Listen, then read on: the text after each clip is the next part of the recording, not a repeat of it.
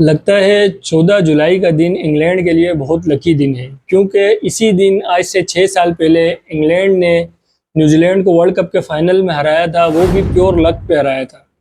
और आज जिस तरह इंग्लैंड को आखिरी विकेट मिली है सिराज की, वो भी टोटली लक था। लक के बगैर ये विकेट नहीं मिल सकती थी।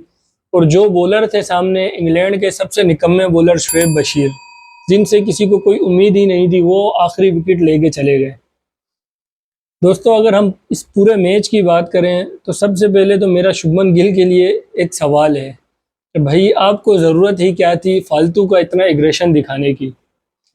जैक क्रॉली जब इंग्लैंड की सेकंड बैटिंग आई थी और जैक क्रॉली जब सामना कर रहे थे, प्लेयर तो टाइम ज़ाया करने के टैक्टिक्स यूज़ करते हैं, चाहे वो किसी भी टीम के प्लेयर हों। उसने कोई नया काम नहीं किया था वहाँ पे। आप चलो उसके ऊपर थोड़े से चढ़ गए थे इंडिया वाले, लेकिन जब उसको जेन्युइन बॉल लग गई थी ग्लव्स पे, उसके हाथ पे गेंद लग गई थी, जब उसने फिजियो वगैरह को बुलाया, तो वहाँ पे जो गिल ने उनके साथ हरकत की थी, जिस तरीके से जो अल्फाज इस्तेमाल किए थे, वो अल्फाज यूज़ नहीं करने चाहिए थे। वो फालतू का एग्रेशन था।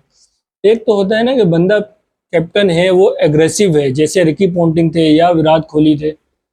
गिल कहीं से भी एग्रेसिव कैप्टन नहीं है।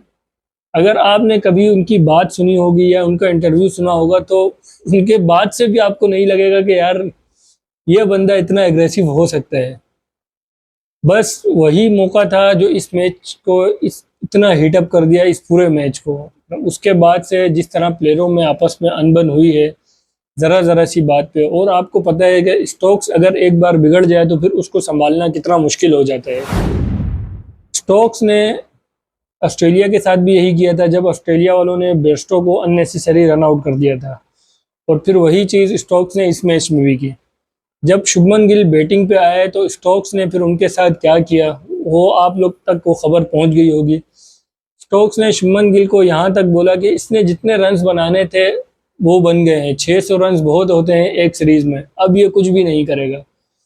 और शुभमन गिल से वो प्रेशर बर्दाश्त नहीं हुआ। तो इसीलिए मैं कह रहा था, ना तो आप पॉन्टिंग हो ना तो आप कोहली हो। अभी आपको बहुत सारा तजुर्बा लेना है इंटरनेशनल मैचेस का। आपका पहली सीरीज है एज अ कैप्टन, पहले आप तजुर्बा तो ले लो। आपसे स्टोक्स की कुछ बातें ही नहीं संभाली गई। वही उनकी बैटिंग से साफ पता चल रहा था कि इनके माइंड में यही चल रहा है, वो फुल प्रेशर में थे और इसी वजह से वो जल्दी आउट भी हो गए।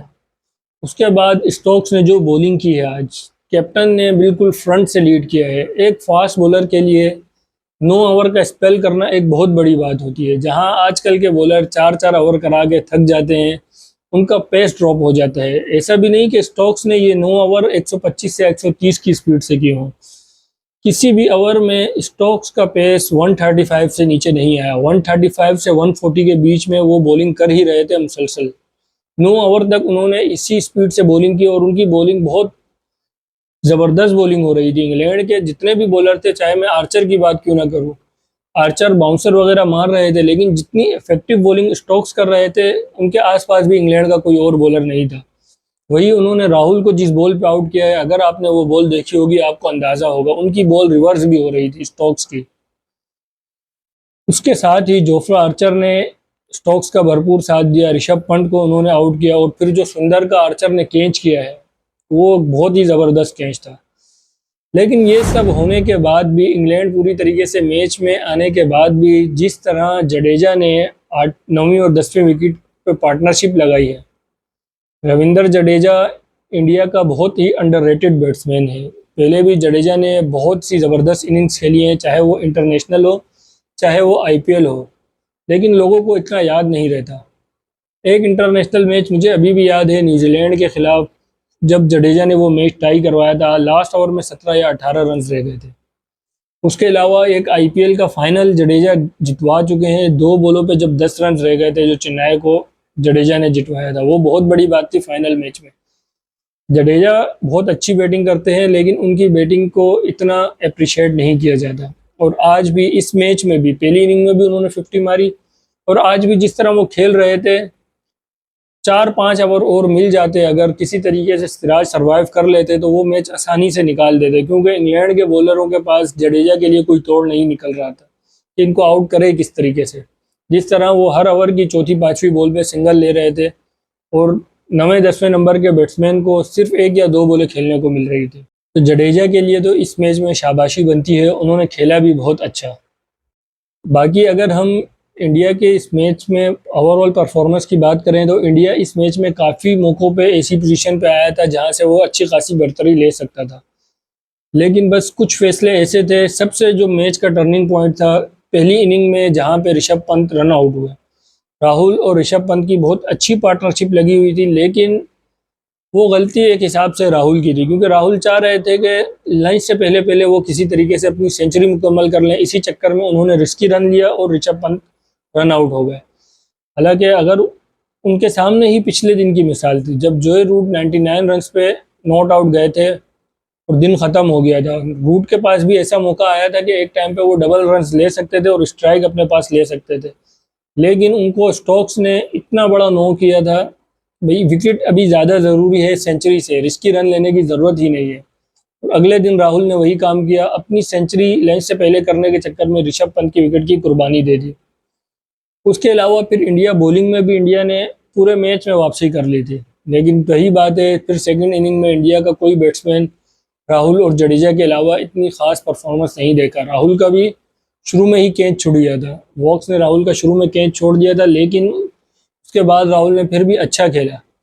लेकिन जो इनके मेन बैट्समैन थे जायसवाल, उनको तो दोनों दफ़ा आर्चर ने कुछ भी नहीं करने दिया। आर्चर ने दोनों इनिंगों में उनको आउट किया। करुण नायर, जिनके लिए इतनी बात हो रही थी कि इनको चांस मिलना चाहिए, इतने रन्स किए हैं इन्होंने इंडिया की डोमेस्टिक में, हर जगह रन्स कर रहे थे, लेकिन अब तक इस सीरीज़ में उन्होंने कोई भी ख़ास परफॉर्मेंस नहीं दी। इस इनिंग में जहां परफॉर्म करने का टाइम आया था, यहाँ भी वो सीधी गेंद मिस जज कर गए और एलबीडब्ल्यू आउट हो गए। उसके अलावा ऋषभ पंत को तो आर्चर ने बहुत अच्छी गेंद पे बॉल मार दिया था। बाकी नीतीश रेड्डी हो गए, वाशिंगटन सुंदर हो गए, इनका तो वैसे भी इस पिच पे इतना काम नहीं था। मेन काम जब ऊपर वाले बैट्समैनों ने कुछ नहीं किया तो इनके लिए कुछ खास करने को बचा नहीं था, लेकिन अगर ये थोड़ा भी जडेजा का साथ दे देते तो हो सकता है कि ये फैसला इंग्लैंड की बजाय इंडिया के हक में निकल आता। तो दोस्तों, ये तो पूरे इस मैच की सूरत हाल थी। आपके ख्याल में इंडिया ने कहाँ पे ये मैच अपने हाथ से जाने दिया? कौन सा ऐसा मौका था जहाँ अगर इंडिया वो गलती नहीं करता तो हो सकता है ये मैच इंडिया जीत जाता? कमेंट करके मुझे ज़रूर बताएं। अगर वीडियो आपको पसंद आई तो वीडियो को लाइक करें, शेयर करें और चैनल को ज़रूर सब्सक्राइब करें। थैंक यू दोस्तों।